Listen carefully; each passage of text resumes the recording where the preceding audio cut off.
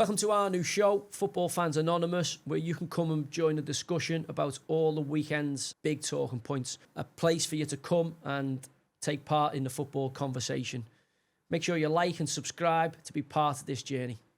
Hello. Yeah. Your name's not Forrest, is it? Your name is not Forrest. You take it, not Forrest Gump. No. You don't have to tell his name if you don't want to, lad. This is why we call it Football Fans Anonymous. I would, but I'm just smiling too much. You know what I mean? I can imagine, mate. Yeah, you must be like a Cheshire cat at the minute. What's your name, mate? Sorry. Listen, my name's Dan.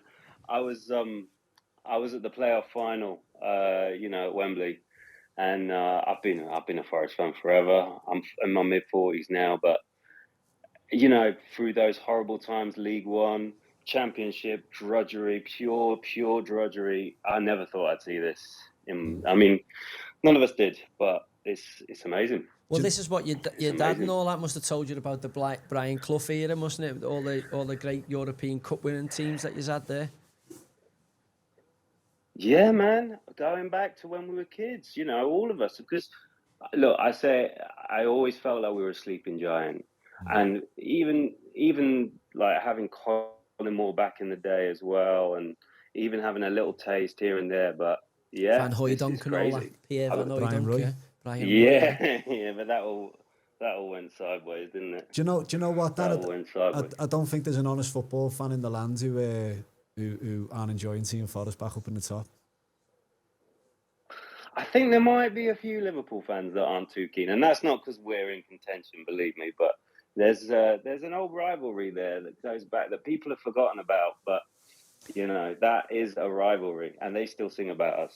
Well, you're gonna your next home game in the league is obviously the mighty baby. Reds are in town. But again, beating them at Anfield this year, there'll be no fear, I don't think, from this Forest group. Judging on the performance again tonight, they were clinical and looked a really, really good team. But also, we were saying, Dan, Elliot Anderson, who I had at Bristol Rovers, is a talented boy. Been a great signing for you, as well as Hudson-Odoi and Alanga.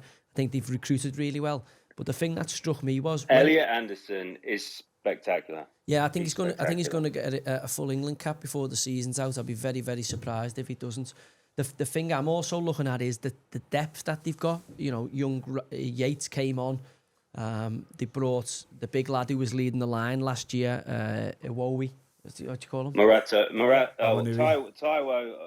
came on.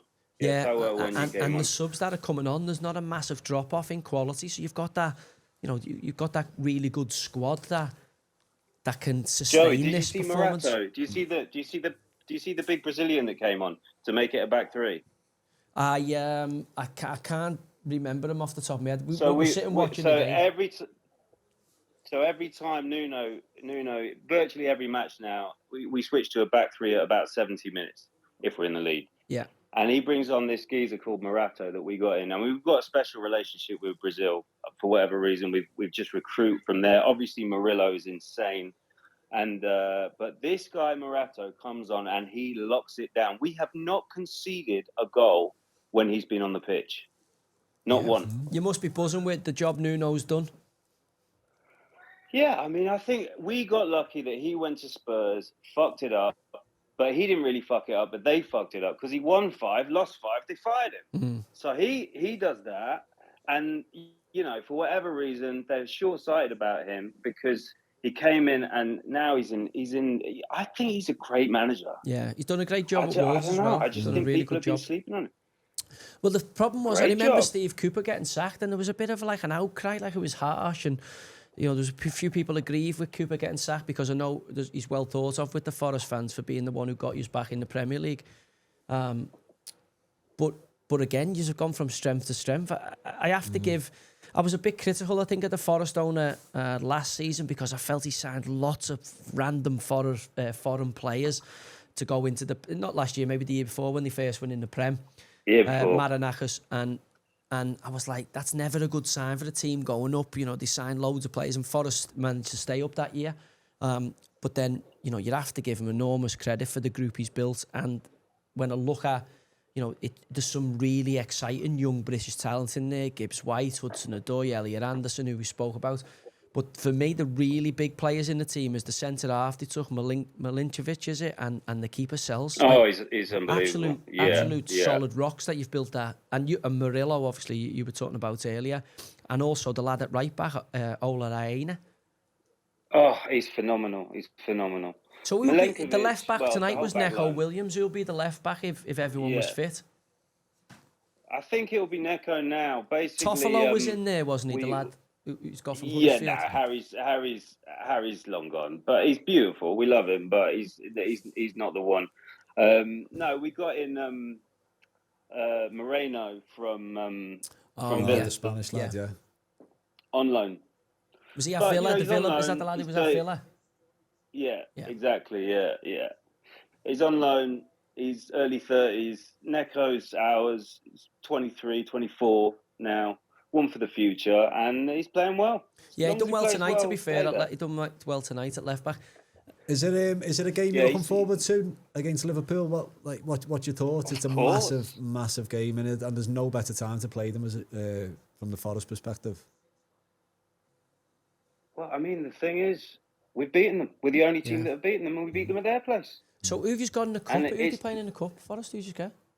Luton on Saturday.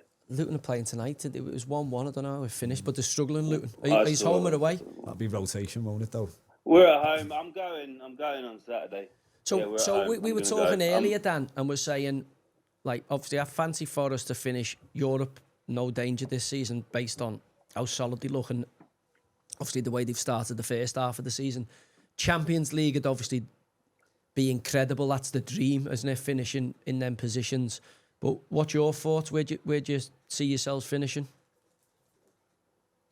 I'm similar to the way you're thinking about it at the moment. I still can't really put myself in the Champions League yet. It would be phenomenal. We've still the next 7 or 8 games. If we keep winning, I mean, we've won 6 in a row, 6 in a row. But if we get over this next lot of games, next 7 or 8 games, and we come out in good shape, then it's on. It's not just that; it's the clean sheets. You're winning with clean sheets. You look at Leicester. Yeah. You know, Dan, you can never say never. Oh, you can never say never, particularly this season. This season's a weird season. I don't know if you boys agree, but doesn't it seem weird? Yeah. Obviously, it's weird. Well, it just seems too easy, doesn't it, to say Liverpool are just going to lead from the front and win the league. Like it doesn't normally happen like that. I just don't understand why they would put themselves in a position where Salah, who is maybe the best player in the world on form at the moment, is not 100% satisfied. Surely that's just a liability. Well, this is the hangover. We were saying, Dan, this is the hangover from if you've followed Liverpool closely. Michael Edwards was the transfer guru, and he fell out with Klopp. I don't know whether they had a difference. Klopp wants to sign certain players. Edwards wants to sign other players. There's a bit of a falling out. Klopp had obviously been mega successful and won the power struggle. So Edwards leaves the club. Klopp then brings his own man in to do his own recruitment, and it doesn't go well. They don't recruit as well as they did under Edwards. So FSG have brought Edwards back in, and that's pissed Klopp off. Probably one of the reasons, as well as fatigue and being there a long period, that Klopp's left, and obviously Edwards has come back in with Richard Hughes, who was brought in with them, and they've kind of inherited this situation because usually a club like Liverpool wouldn't allow the big name players to get in the last 12 months of the deal. They're usually negotiating 18 months out just so they don't have this type of scenario. But because of what's gone on in the off the pitch arena, it's now affecting Arne Slot in the on pitch arena, and as we seen yesterday in the Man United game, it's now affecting the team. You know, to the point where players' heads are spinning. So this is a problem if the off the field and your sporting director and everything's not aligned. This is where big successful football clubs can get out of sync. Well, perfect for Forest, isn't it? What an well, opportunity. when you say, well, I mean, let's we're just keeping our heads down. We'll keep our heads down one at a time. But when you say when you say the cracks can appear, I mean, as it stands, we're just talking about Trent, right? I mean, Salah looks happy, but do you think there's more to it than that? I mean, you were saying there was a scuffle.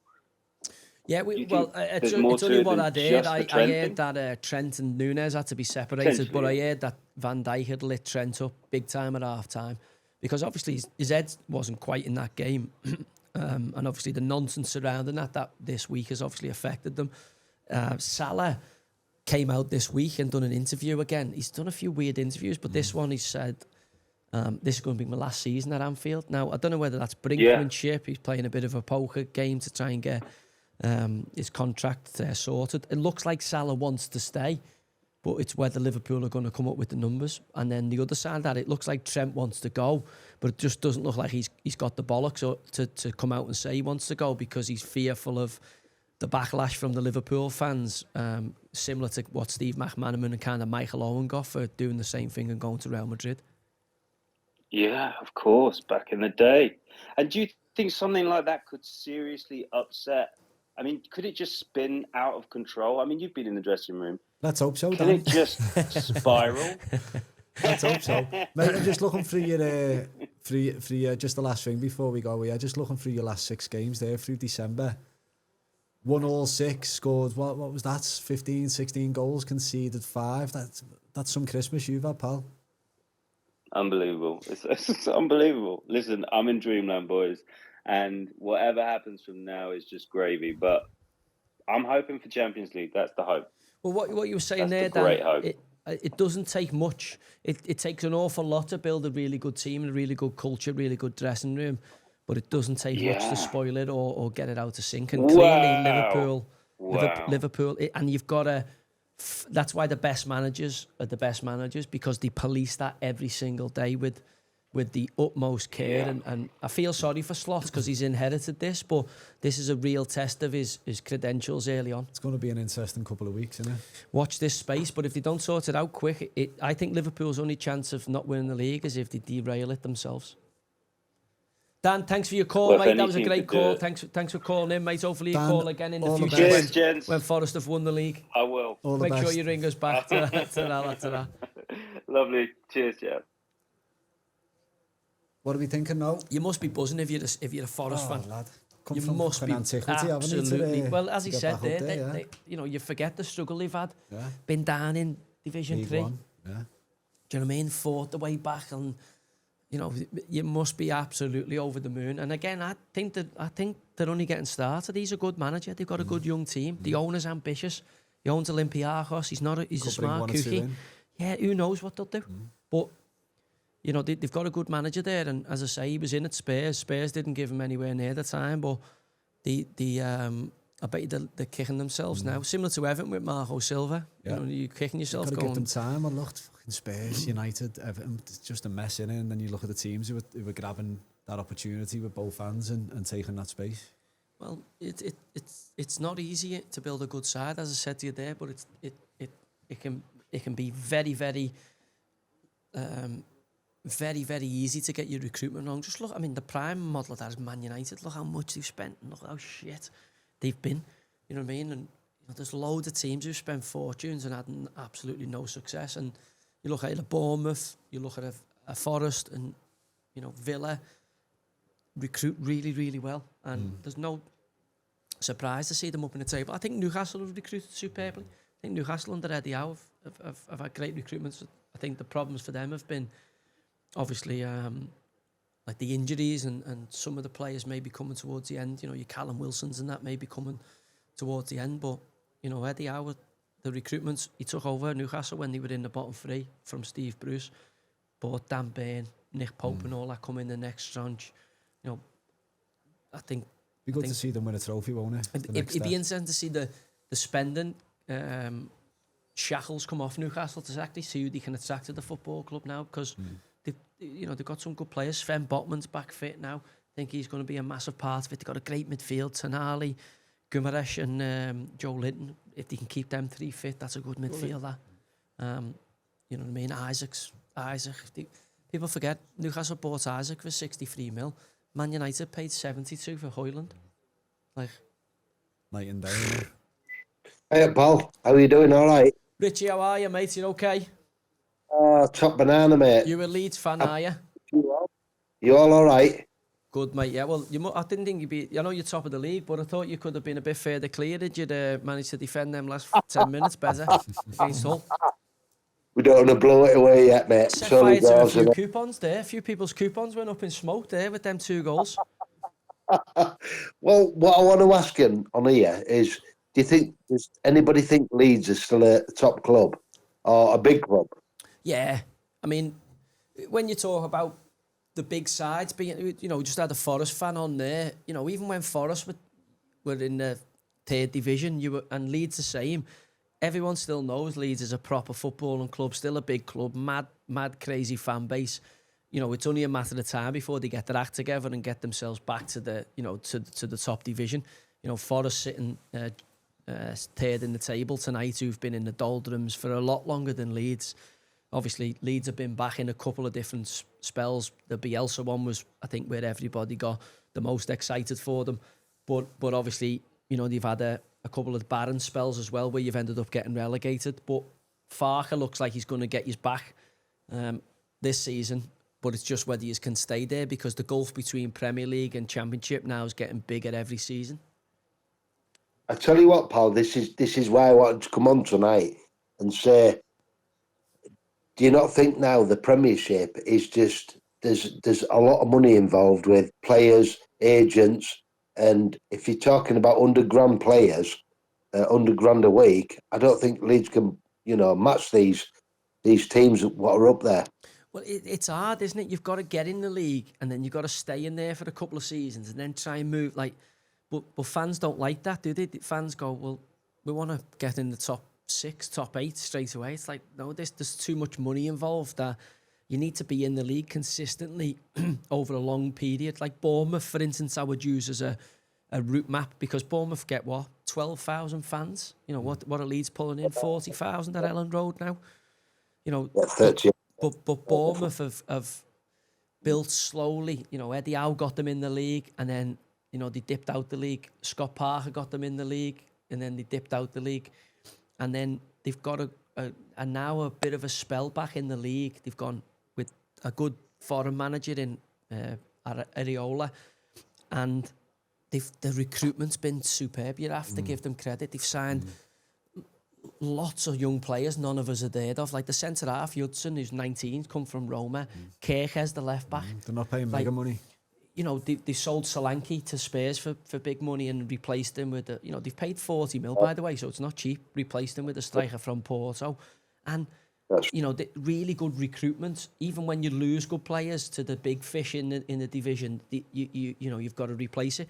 I thought Leeds, when Bielsa had them, they were bit open to watch, but you'd like watching Leeds, even though they struggled. Bielsa ended up losing his job because they couldn't keep clean sheets. I remember the early part of Leeds, and they were a breath of fresh air. The way they played, they just took the game to everybody, and they had some really good young players in the team. Like Calvin Phillips, who has struggled really at Ipswich this season. He struggled at Man City, but he became an England international for Leeds, and even Jack Harrison, he's been dreadful at Everton, but at Leeds, he looked at Anfield. They had the boy Luke Ayling, who was playing for Yeovil before he went to Leeds, ended up, being a nuisance. Patrick Bamford.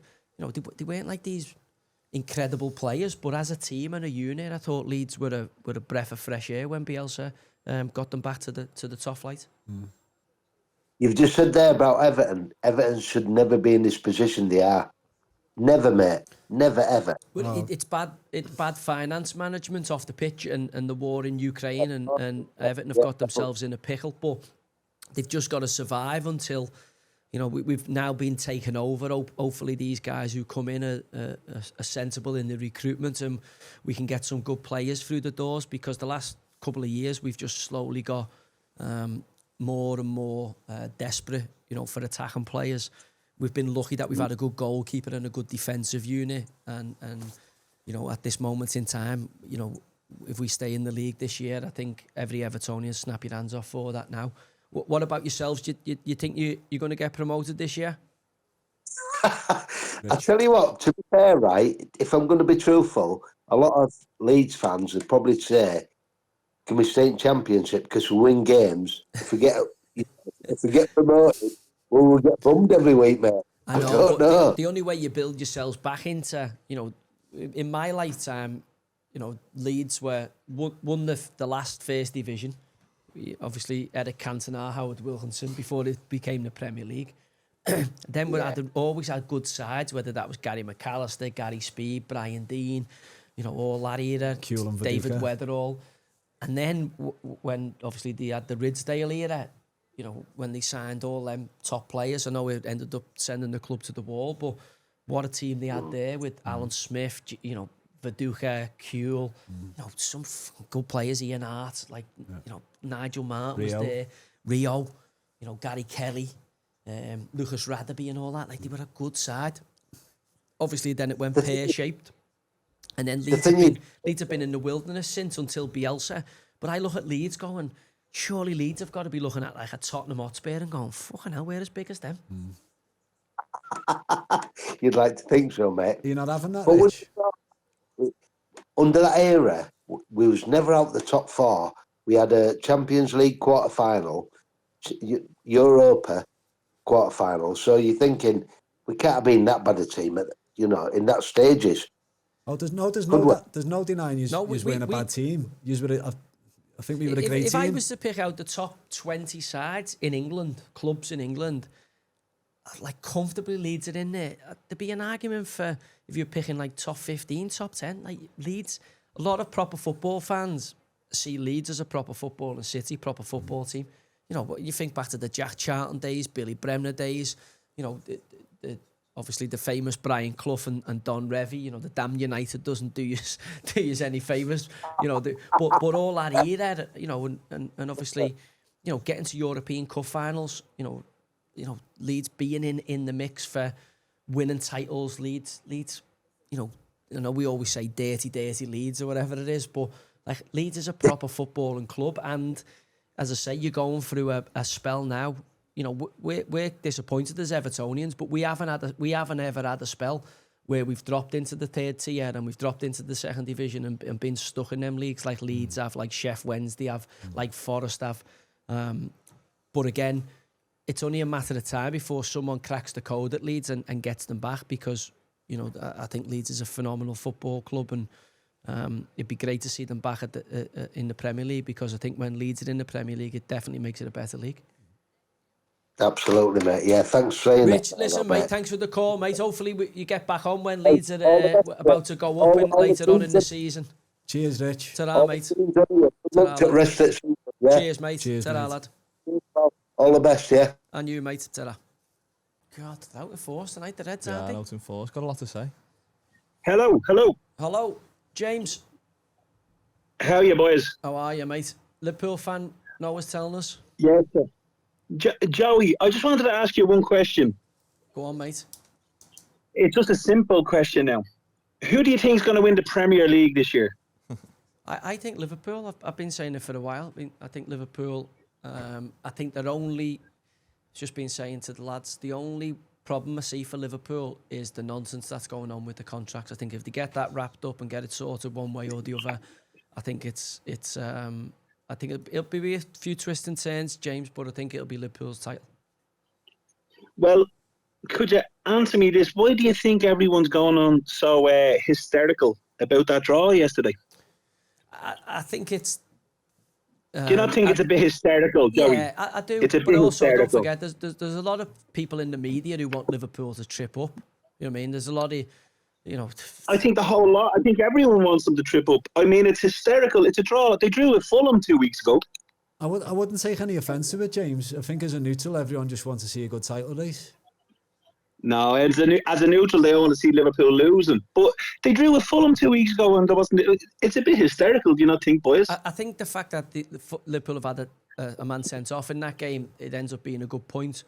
I think it's more the circumstance. Obviously, this week you had Mo Salah saying, it might be my last season, that's been rumbling on in the background. And then you had the bollocks with Trent, the big going in, and then Trent's performance.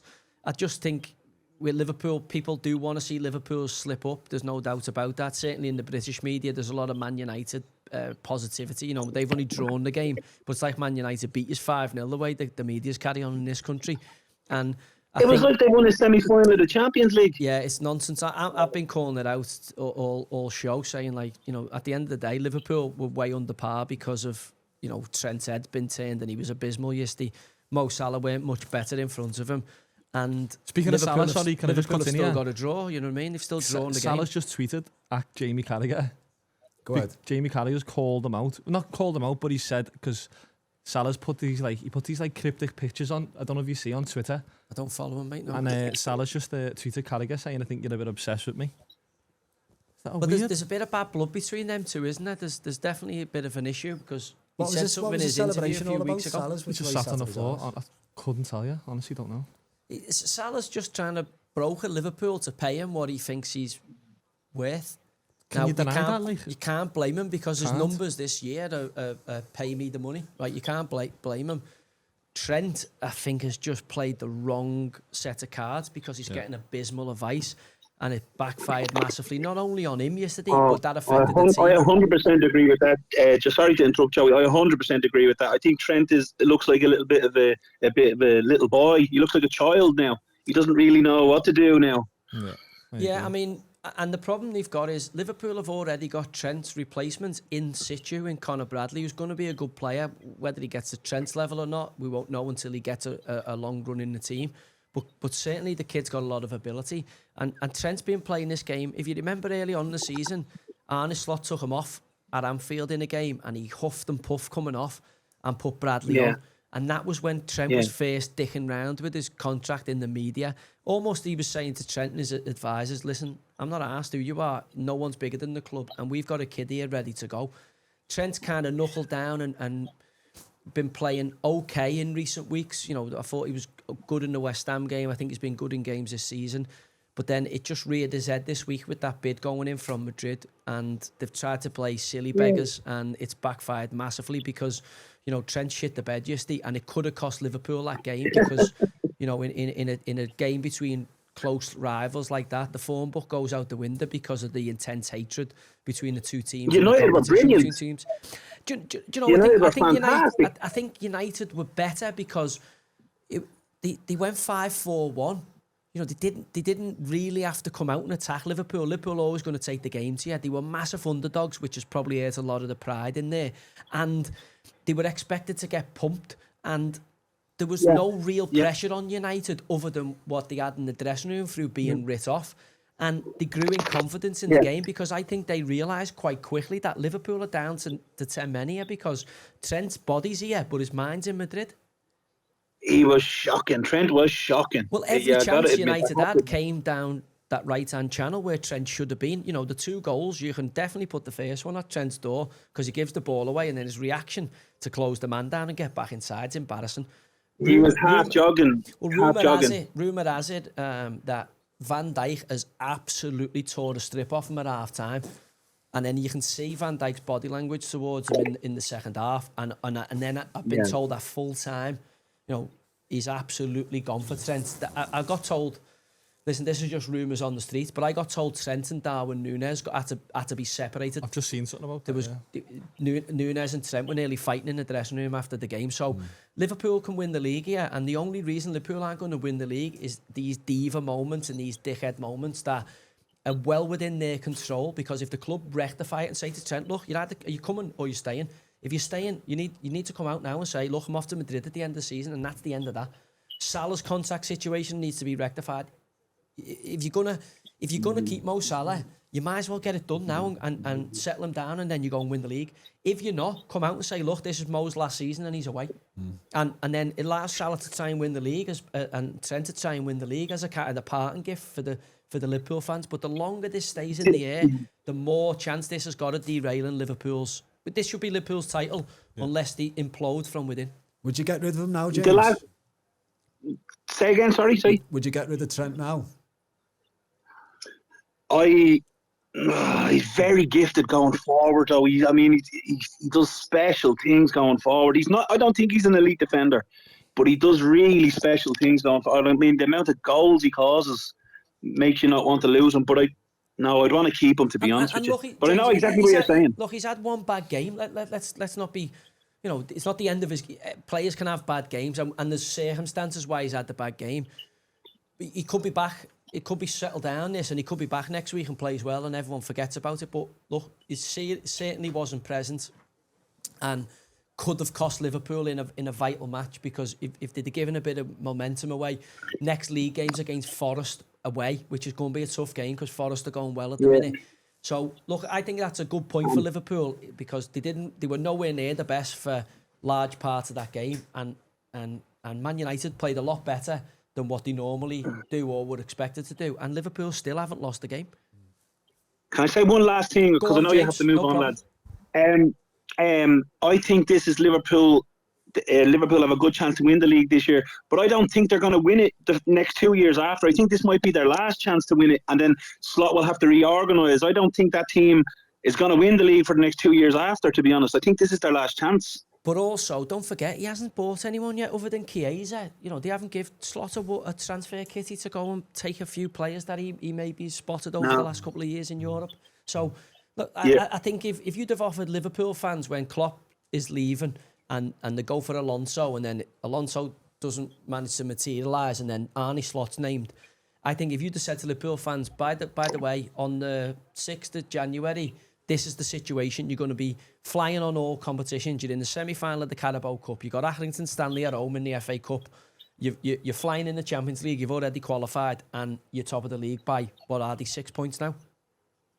Yeah, and a game in hand. And a game in hand. Liverpool fans are gone, yes, please, thank you very much. So, listen, lads, always remember, it could be worse. You could be an Evertonian. It's very hard as an Evertonian. It's becoming a common theme on It's his very podcast. hard as an Evertonian. Right, thank you, James. Thanks for very the much call, for mate. Thanks, boys. Thanks a million. Thanks a million, boys. Charlie, how are you, mate? How are you, boys? All right. All right, lad. Where are you calling in from? Manchester. I'm a City fan. Oh, City, man. Yeah, man. Must feel a bit better after the weekend. Yeah, mate. Yeah, it's been a rough few weeks, but to be fair, City fan. A good few years. Oh, exactly, mate. City fan all my life. Joey, to be fair, lad, you were my hero growing up, man. Oh, cheers, mate. Everyone forgets I played for City now. Like, Mate, I can't even get a ticket. They don't even give me a ticket to go back. I haven't been back for years. We still love you, man. We all think about your fucking bird and tits like Dolly Parton still on our coaches and that. Well, I wish you did. Shit on the ceiling, shit on the floor, shit on the window, shit on the door.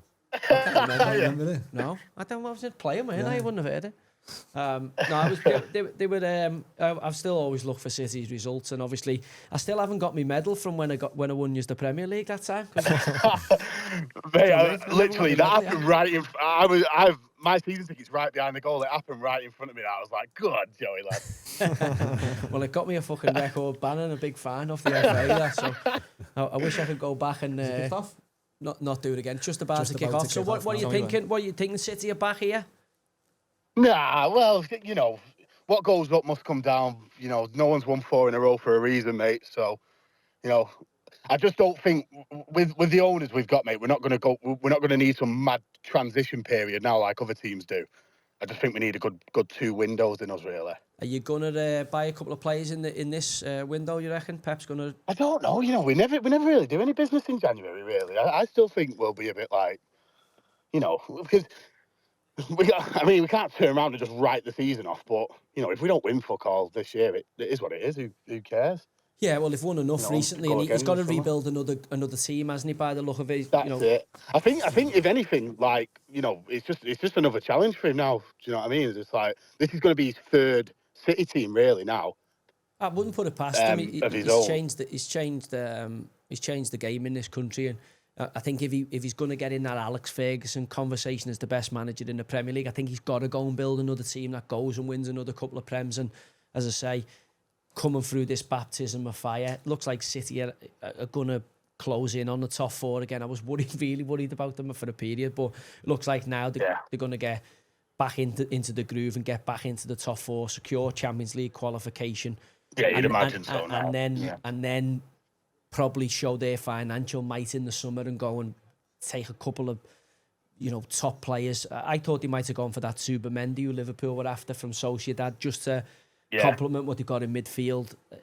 I think they need to get shut of the deadwood now. I think Grealish has had his best time. That last 15 minutes when Walker and Gundogan come on, don't get me wrong, love them both to pieces, but you're seeing the difference. It's like, fuck me, we played 14 games on the spin with them two. Yeah. Playing, and as soon as they come on last 10 minutes the other day, I'm like, Jesus. Who's been know. the standout players for you, Charles, this season? This season, mate, to be fair, like, the first game against Chelsea, that Savio thought he's got a bit, this boy. And then obviously this last 10, 15 games, I'm like, oh, fuck me.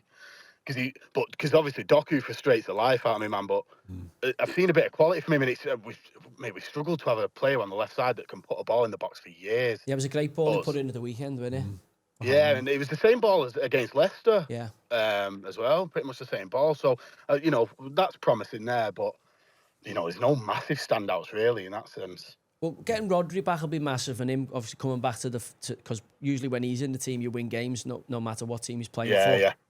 And the other big one for me is Kevin De Bruyne getting him firing again, because he was the best midfielder in the league by a distance at one point. But why was he still on the pitch after 85 minutes the other day? Like as soon as that third, fourth went in, I was like, get him off now. Do you know what it is though? Sometimes managers will push players in there just so the player knows he's got 90 minutes in the tank mentally and physically. I guess so. Yeah. Do you know what I mean? So maybe it's just a case of pushing De Bruyne into that space just to get that 90 minutes on the clock. Charles, last thing before you go, mate, just because the second half's kicked off in this Wolves game. Big game coming up against Paris Saint-Germain. I know he's just about getting back into form in the Premier League, but are you confident you can get through to the next round? Looks endangered of qualifying for the next round. Oh God, yeah. Well, I think to be fair, obviously, what is it to up to 26 or whatever? So I think we're going to have to do that playoff qualifier for the round of 16 or whatever. But yeah, I fancy it. Yeah, they got to go and get. I think they can go to Paris and win. No, they're good enough. City, if they just click, they can beat anybody, as we've seen from the last 4 years. Of performance. It's only the last 3 months where you've really started to doubt City because of what they've gone through. So, nice one, Charles. Charlie, cheers for calling in, mate. Good luck for the Charlie. rest of the season, mate. Tell our lad. Man United, people are going on. Man United won the game 6-0. And Ten Hag's that's the Amarins broke the Ten Hag curse and all that. I'm like, they played 5-4-1 in what is for them a derby game at Anfield. Hey, Hello, I'm here. Yeah, I'm here, mate. Yeah, nice to speak to you, Joey. Adrian. Aiden. Who's your team, Aiden? It's a good Irish name, man. It's a good Irish name. Yeah. I'm a Lincoln-born lad. Who's your team, I've been a Aiden? lifelong mate. I was just going to say I'm a Lincoln-born lad, but I've been a Man United fan all my life. All right. Had a season ticket for a good while before I had children. Very interesting to hear. What about Trent making the move as a United fan or follower, let's say now. Beckham did this a long, long time ago. Is it now the case that the players have the power rather than the clubs or the manager? Well, it's that game of brinkmanship, isn't it? Obviously, if you get into the last 12 months of your contract, then player power starts to be a bigger factor. When you're 18 months out, usually those negotiations should have been taking place a long time ago. And I don't know whether this was part of the Michael Edwards Klopp kind of fallout that happened, and then Liverpool have obviously gone in a different direction now with Edwards coming back and Richard Hughes coming in. So these are stuff that a club that's in sync off the pitch usually doesn't let rumble on. They'll sell the players 12 months out. I absolutely agree, Joey. I mean, and you've obviously had a proper career where you've had moves when it suited you and when your contracts run out, etc., etc. I just feel that the game's changed so much nowadays. I mean, if Trent Alexander, as a youth, come through the youth at Liverpool, which not many have in the last few years, or United, let's say, or the big clubs, if he gets a big money move, can you blame him for doing that? Well, and also, you've got to factor in, some people want to live abroad and try a different league and learn a new language. And especially if you're from the city of Liverpool, you want to broaden your horizons a little bit. And, your missus might want to go and live in the sun. It's not the sunniest place in the world, Liverpool. So you can't blame them. I don't think anyone's blaming them. I think what's going on, Aidan, is I think it's the way they're trying to be clever and they're trying to win this PR war with FSG and trying to get, when he comes back, if he comes back to Liverpool, that he's not Steve McManaman and Michael Owen don't get the greatest Yeah, they're receptions off the You Anfield know, they're not going crowd to be welcome. because of the way I they mean, left. I I wouldn't do- say they're not welcome. It's just it's not as warm as they would want it to be based on what they've done. Exactly.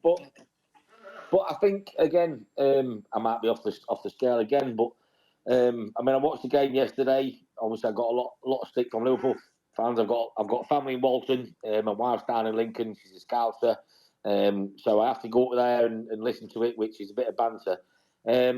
Everybody expected, United to get turned over comfortably yesterday, and it just seems that watching the game over again. Only all the Trent got a nuggets, lot of stick. Aidan. Only all the nuggets. I was in the bookies and there was a lad on the machine next to me. I was putting my bet on for the game, and he was going, I don't know whether to do 5-0 or 6-0 or 7-0. I was just looking at him going, I mean, what plan are you on? Yeah. I mean, I do get that, Joey. Obviously, that's part and parcel of the, let's say, the rivalry. But like I said, in this day and age, like I said, you had a great career. You had moves. You did what you needed to do at the time. But I just think now the money involved, I mean, Liverpool's not a small club. Man, you are a small club.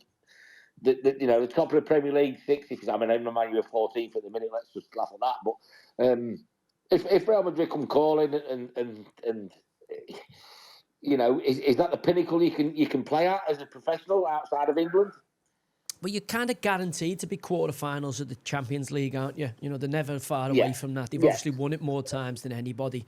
Don't forget, people miss with Real Madrid. They stay funded. It's the Spanish government that fund Real Madrid. Real Madrid need to raise money for a transfer. They sell a bit of ground either to the council or it's always been. The Franco government backed them. So everyone talks about state-owned clubs in PSG with the Qataris or.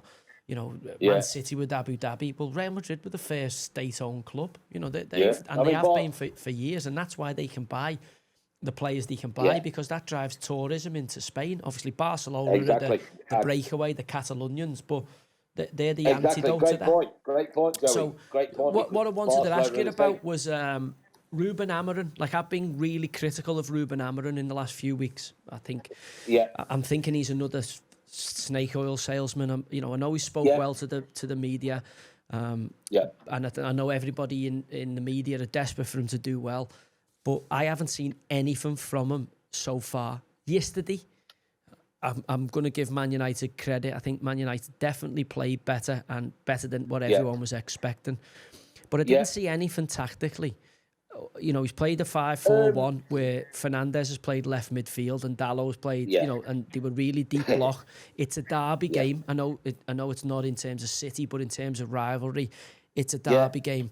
Man United had nothing to lose because everyone was expecting to be lambs to the slaughter. They've sat in a deep block. Liverpool missed a great chance through Gakpo early and then McAllister. Then Man United missed two great chances with Dallow and Højlund. Two good chances. And I think Liverpool were poor yesterday.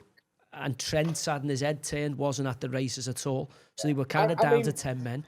Man United were good and better than they were during the week against Newcastle. But I still don't think, Liverpool played well for probably 10 minutes of that game and scored 2 goals. Like, it's a step in the right direction, but I think you've got loads of work to do before you can say this is the next Alex Ferguson. Joey, I completely agree with what you're saying, but it's quite funny. On the back of last night, we was talking to a few lads who we know are Man U fans also. Do you not think that Amorim's come in and had a real good look at what he's got? What is his best lineup? Who's going to go? Who does he need to bring in? I mean, it's not a massive fix. Listen, we're a million miles away. We're a very mediocre side. For me, he got his team right yesterday in terms of he went Ugarte and Mino, 2 older midfielders. Fernandes, who's a bit of a liability as he plays central midfield, was pushed to the left. I think the fact that Trent was nowhere to be seen probably helped him, and he'd been sent off, and he's coming back as the captain, so he needs to step up. Dallow's been a real bright spark for you. I think Højlund's probably your best striker, but that's not really paying him a massive compliment because Zirkzee not much better. Rashford's nowhere to be seen. And then it was a back 5, and again, your best player yesterday, in my opinion, was Harry Maguire, who was shell-shocked a few weeks ago and has ended up getting a new deal. But listen, we all know Harry Maguire's vulnerabilities, and as Man United didn't have to do yesterday. Man United have to open up and take the games to teams.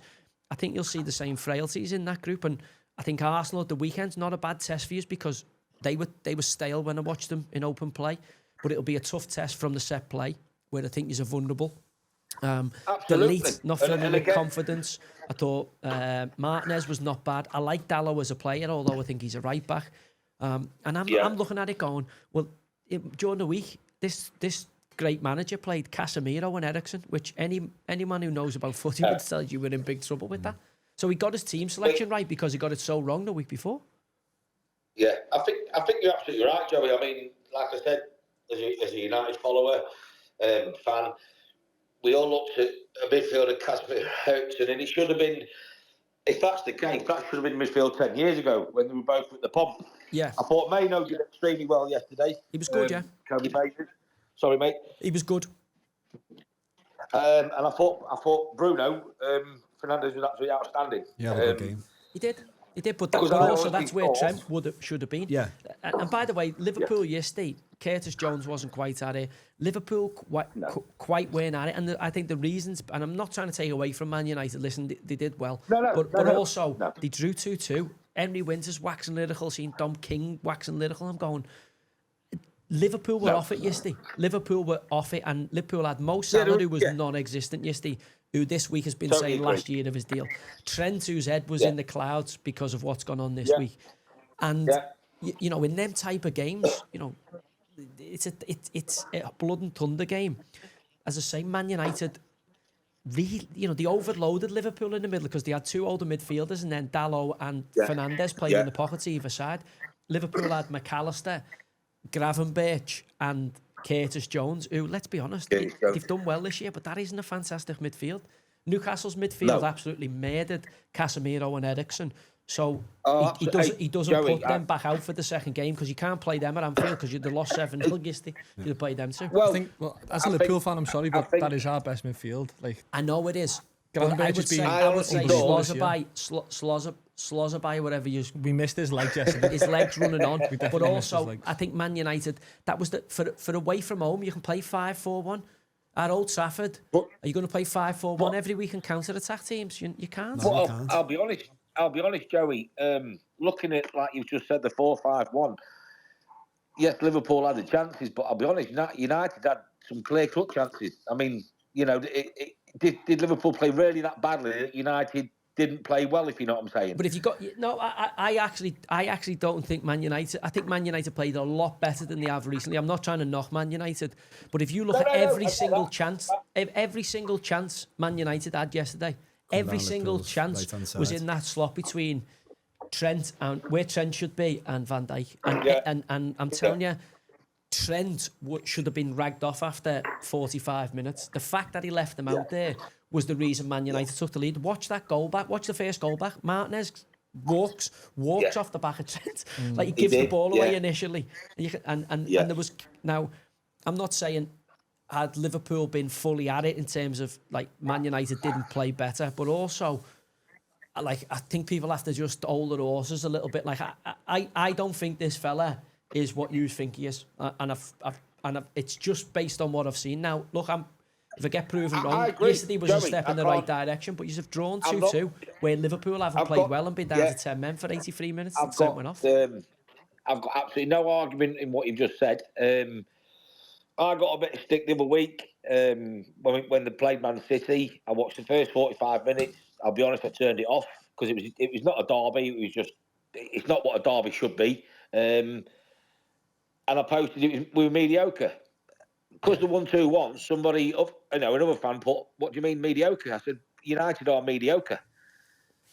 Well, don't forget, when you won that game, he made a cardinal mistake after that, Amarin, which was the final nail in his coffin for me in terms of it didn't, because you managed to beat City having a poor City side. Exactly. You beat them fair and square, and he got his tactics right because you won the game. Dalot, 2 counter-attacking goals. And then during the week, you played Tottenham, who were crap. You know, the 14th in the table, the shite. Yeah. And he rotated the group, and you ended up losing the Tottenham game 4-3. Yeah. And then you lost the next game, then you lost the next game, and all of a sudden, he's chasing his tail. He's got pumped by Newcastle, and then made the sub after 30 minutes or whatever it was. Yeah. Sacrificed Yeah. Xerxes, which I thought was harsh on the kid, to get me now in there. And then they've been talking all week. You're getting pumped at Liverpool. And there's some proud men in the Man United changing room. I seen Martinez's interview after the game. Have you seen it? No. Where he talks about the mindset and the mentality. Yeah. They were revved up for that game like you'll never believe. Man United, plus they were going to play on the back foot on a counter-attacking strategy.